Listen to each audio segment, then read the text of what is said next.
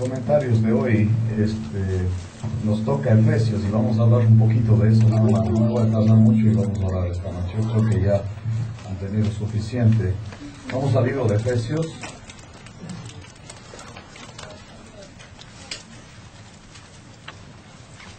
Puestos de pie, vamos a hacer una lectura esta noche para seguir en lo que estamos haciendo, porque debemos seguir con el libro de Efesios y obviamente cuando hemos terminado Efesios ustedes van a poder decir que en su vida ya han leído Efesios una vez por lo menos. ¿Okay? Yo leo un versículo, ustedes el siguiente y nos juntamos en el 14. Dice la Escritura: bendito sea el Dios y Padre de nuestro Señor Jesucristo, que nos bendijo con toda bendición espiritual en los lugares celestiales en Cristo. ¿Ustedes? Para que fuésemos santos y sin mancha delante de Él. En amor, habiéndonos predestinado para ser adoptados hijos suyos por medio de Jesucristo, según el puro afecto de su voluntad. Para la alabanza de la gloria de su gracia, con la cual nos hizo aceptos en el amado. En quien tenemos redención por su sangre, el perdón de pecados, según las riquezas de su gracia. Que hizo sobreabundar para con nosotros en toda sabiduría e inteligencia, dándonos a conocer el misterio de su voluntad según su beneplácito, el cual se había propuesto en sí mismo.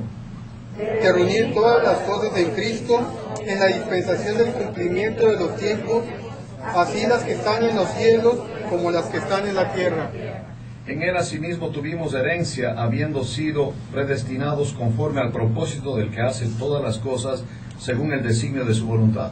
A fin de que seamos para alabanza de su gloria, nosotros los que primeramente esperábamos en Cristo.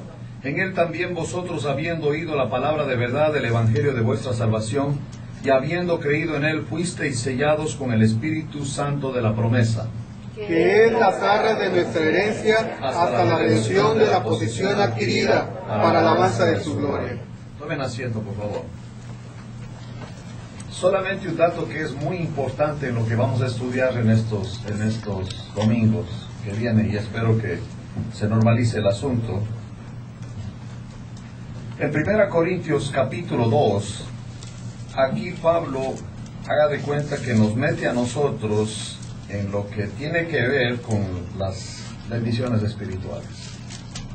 Y yo estoy leyendo Efesios y estudiándolo, y detecto en Pablo como una emoción al hablar de esto. Él por él no quisiera moverse de eso.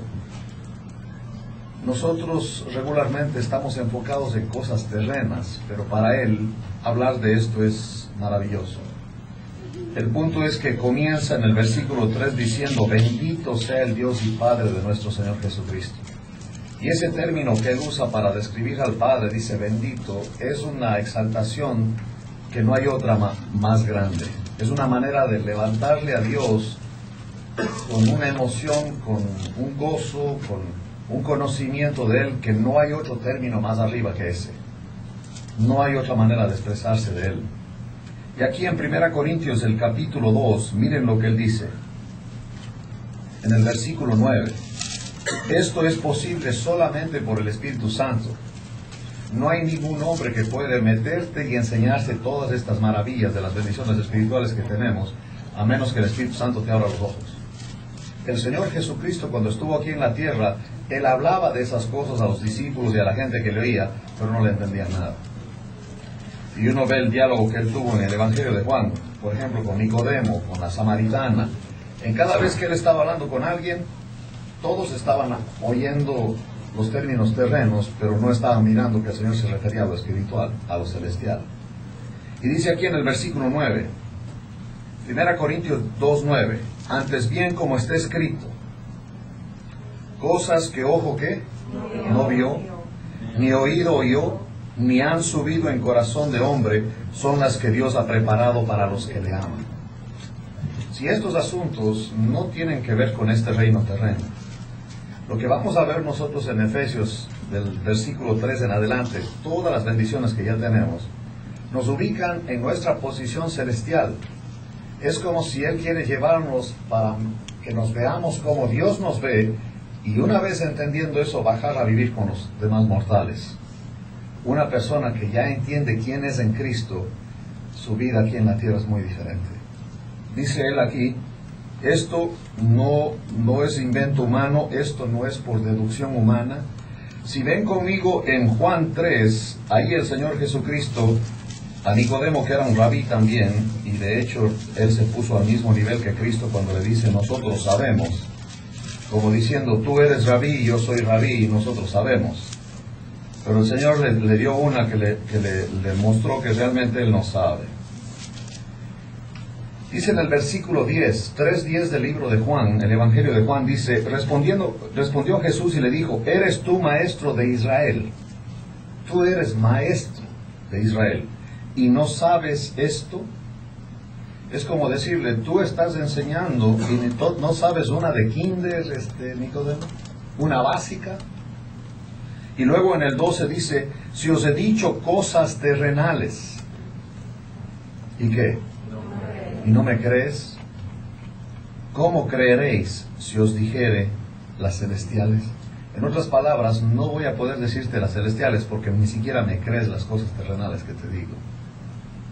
Si ese es el problema, al no creerle a Dios, ya no podemos entrar en el reino de Él, ya no podemos entrar en esa esfera donde Él se desenvuelve, donde nosotros estamos como Él nos ve a nosotros, y simplemente no podemos disfrutar eso porque no sabemos. Y empezamos a pedirle cosas a Dios que ya tenemos. Empezamos a pedirle, rogándole a Dios que nos dé algo que ya lo tenemos. Eso es curioso. Ahora, miren, regresando a Corintios, Pablo cuando escribe a los de Éfeso, obviamente él se está metiendo muy profundo. Y aquí en Corintios 2, solo el Espíritu Santo puede hacer eso. Dice él, pero Dios nos las reveló a nosotros por el Espíritu. No dice por el Señor Jesucristo, sino por el Espíritu. Y el Señor Jesucristo cuando se iba dijo, les conviene que yo me vaya, porque si yo no me voy, el Consolador no vendrá. Y Él es el que os guiará a toda la verdad. Él les enseñará todas las cosas. Eso es tan importante. El Señor ya resucitado les está hablando a los discípulos y como no le entendían, ¿sabe lo que hizo el Señor? Eso era un acto del Antiguo Testamento, que el Espíritu Santo venía y se iba, le sopla a él el Espíritu Santo para que me entiendan lo que acaba de decir. Pero ya cuando baja el Espíritu Santo fue muy diferente. Imagínense cuando los discípulos están discutiendo con él y él dice, destruyan este templo y yo lo reedifico en 3 días. ¿Se acuerdan eso? Y los discípulos, como no lo entendían, están mirándose el uno al otro diciendo, nosotros vamos a ayudarle a él a reedificar este edificio. Y dice uno de los judíos, 46 años nos hemos tardado en edificar esto.